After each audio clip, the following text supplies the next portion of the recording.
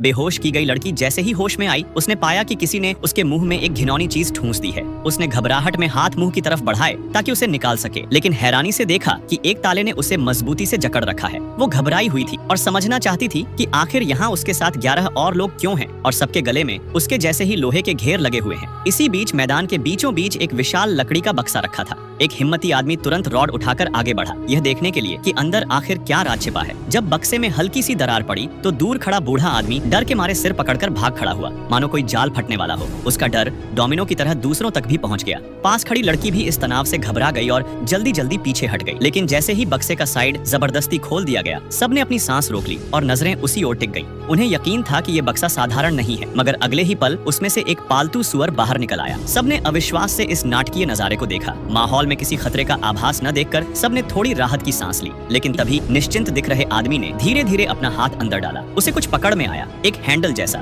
उसने झट से उसे खींच निकाला। सबकी आंखों के सामने हथियारों से भरी एक दीवार नजर आई। सब लोग उत्साह में टूट पड़े, लेकिन लड़की का ध्यान उस लकड़ी के दरवाजे पर गया जिसे अभी अभी निकाला गया था। वह तुरंत आगे बढ़ी और देखा कि उसकी पिछली तरफ एक छोटा सा कागज का पैकेट चिपका हुआ था। उसे खोलते ही अंदर एक चाबी मिली। लड़की तुरंत समझ गई कि यही उनके गले पर लगे ताले को खोलने की कुंजी है। सच में बिना मेहनत के उसने ताला खोल लिया। फिर सबने उसकी नकल की और अपने अपने बंधन खोल डाले।